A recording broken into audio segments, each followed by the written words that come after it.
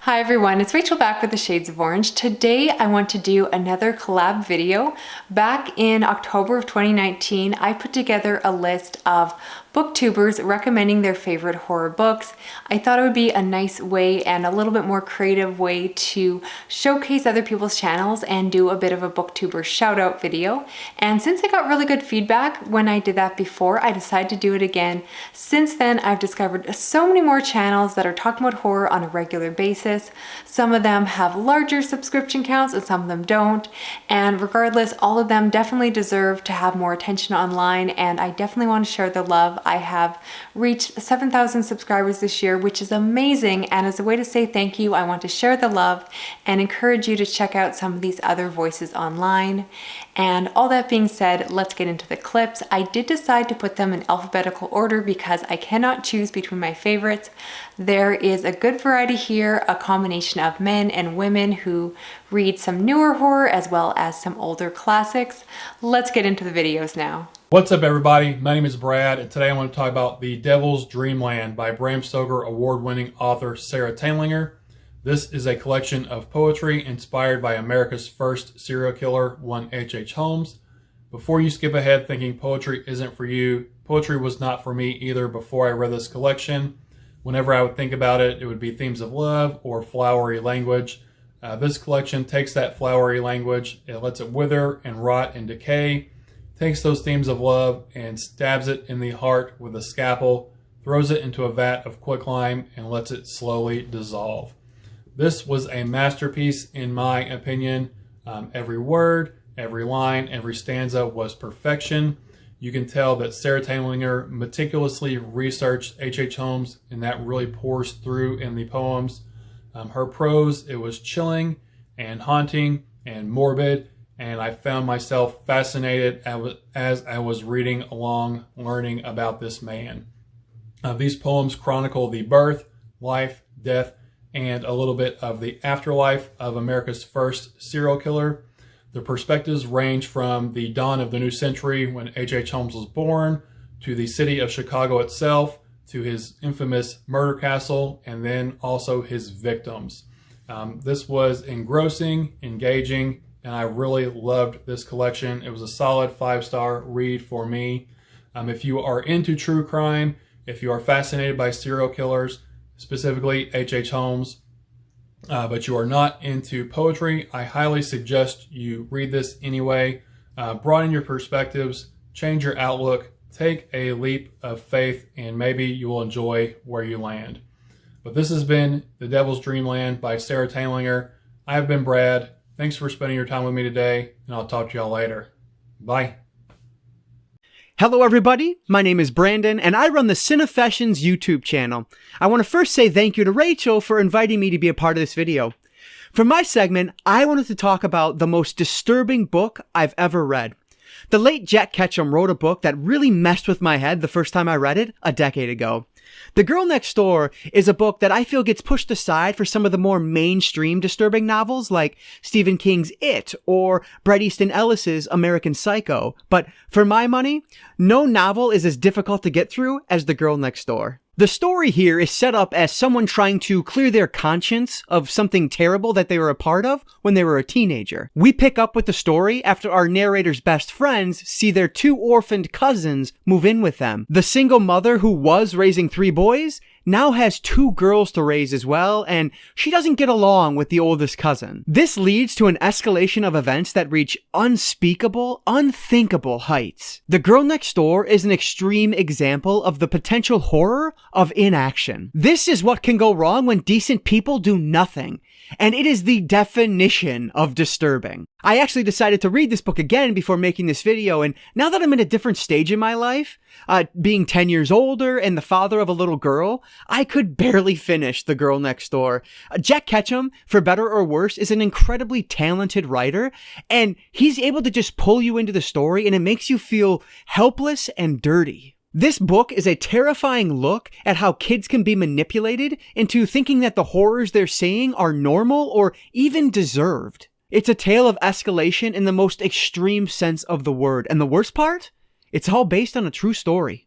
The Girl Next Door has every trigger warning you could imagine, so please research that before going into it. But if you think you're up for it and are looking for something to genuinely disturb you, you're not going to find a better option than Jack Ketchum's The Girl Next Door. All right, so that's going to do it for my recommendation. Please check out more of my content on the Cinefessions YouTube channel. And thank you again to Rachel for putting this video together.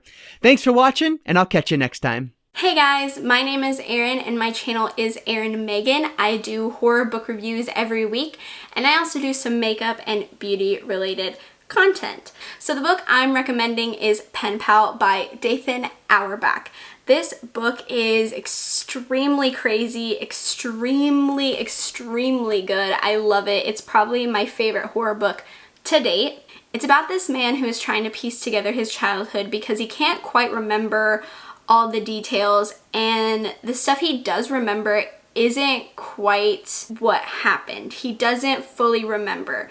So the book takes you on a journey to piece together his childhood and figure out what happened. This book is really crazy. It's really unsettling. It's very creepy and it gives you that weird feeling in the pit of your stomach. It's just a very shocking book from beginning to end. You're never quite sure what's going to happen, and I love it so much for those reasons. It's also very realistic horror, which I am a huge fan of. Realistic horror is my preference just because I find it more scary. If I can find it to be a scenario that would happen in real life, I find that a little bit more scary than some of the other horror genres out there. But if that sounds like something you're into, I would highly recommend Pen Pal by Dathan Auerbach. Hi, my name is Merce, and my channel is Harpies in the Trees.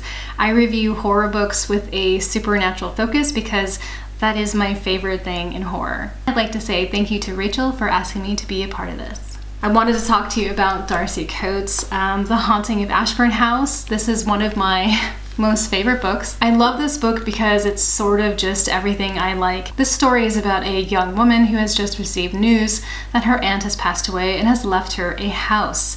She moves to another state to take care of this home along with her cat, and she discovers that there is something strange going on in this house. It is very creepy and eerie and lovely. It's gothic. It's kind of everything that I love in a traditional haunted house ghost story, and I highly recommend it. I like to refer to Darcy Coates as like the queen of creepy cozy. It's really what it is. It's these stories that are definitely creepy and eerie and spooky, but they are also wholesome too. They do generally have an ending that is wrapped up very nicely, and usually I'm not really that big of a fan of that type of thing, but she just does it so well. I really enjoy her books, and I am going to be reading many more. So I really recommend Darcy Coates if you're looking for a traditional ghost story with a little bit of a gothic feel, some creepy and eeriness, but also some big-heartedness.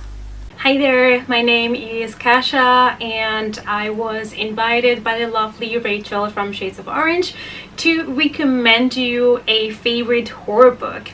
So since most of my favorites are very well-known novels or authors, I thought I would recommend you guys something that it is a little bit different. So I read a book called Bottle Toss by Howard Odence, and I just thought it was so unexpected and atmospheric that, you know, I wish more people would know about this book. We are following a couple of foster kids that one terrible night they make the mistake of throwing a bottle to a car, and this causes a chain of events that would change their lives forever. Some things start to get weird and weirder. What you think it's just a mystery thriller, it just turns into something unexpected and supernatural. And I absolutely loved as well the relationship between the foster kids and how that is explored and what is a family for a foster kid. It just ended up being a little bit of a mind F situation, and I just love that it was unexpected and new and fresh. So if you're looking for something that is kind of like a mystery thriller but with supernatural elements that it's going to keep you guessing what's going on, this might be the book for you.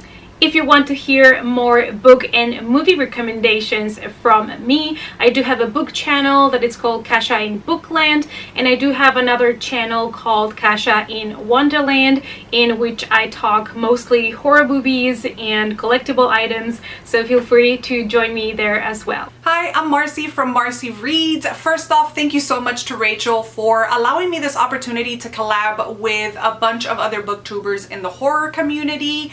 I read predominantly in horror, but I do dabble in other genres as sci-fi, fantasy, a little bit of contemporary and romance, not a lot, and I do read in many different age groups. I read an adult, I read middle grade, I also read YA books, so I am all over the place, but predominantly I read horror. It's just what sparks my interest and just what makes my heart pitter-patter. The book that I have chosen to talk about is just one of my favorite books of all time. That is The Rust Maidens by Gwendolyn Kiss. There are just so many elements about this book that I love. It's set in the 80s, it's horror, there's abandoned buildings, there is friendship, there is bizarre happenings. Here we follow Phoebe and her return to her hometown of Cleveland, Ohio. This is told in two timelines. We are following present day Phoebe, and we're also following Phoebe's in the 1980s as her city, her street is going through some hard times.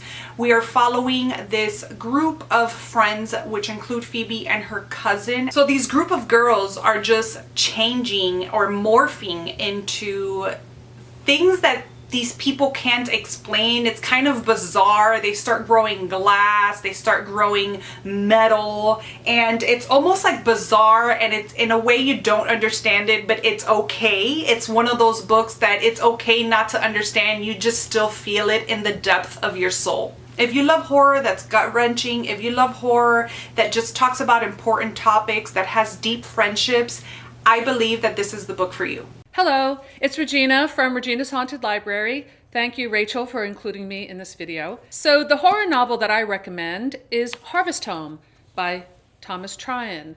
It kind of picks up on the theme that you see a lot in the 70s in movies like and stories like Stepford Wives, and there are many others, Burnt Offerings, where a family decides to, or a couple decides to leave the city to get away from the hustle and bustle of the metropolitan life and move into the country. So there was this kind of like back to nature movement that I remember very well as a child, that these books and these stories really explored that, because the idea of that, well, we're going to leave the city and everything's going to be great. And of course, it's not great, because nature has its own set of rules.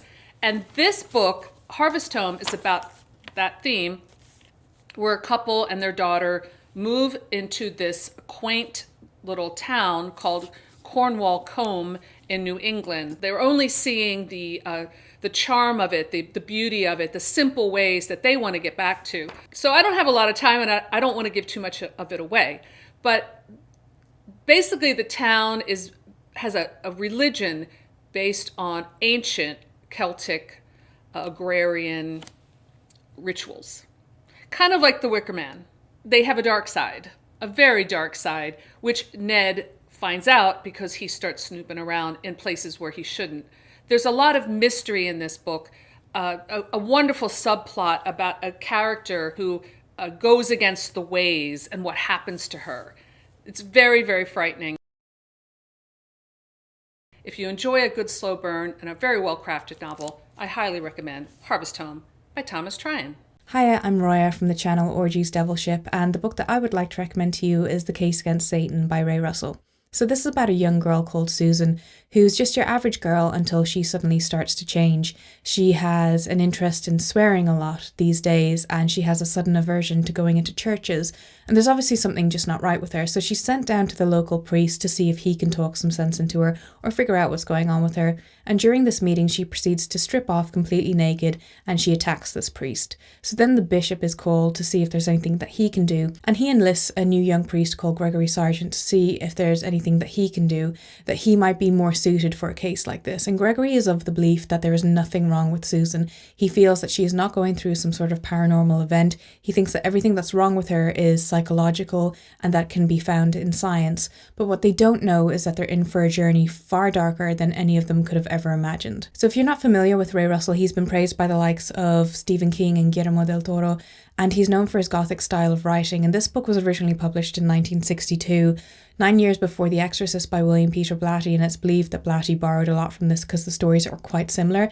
And I think if you've read The Exorcist, you might have a hard time getting the imagery of that out of your head since the stories are quite similar, but I think this is a far more superior story to The Exorcist in my opinion.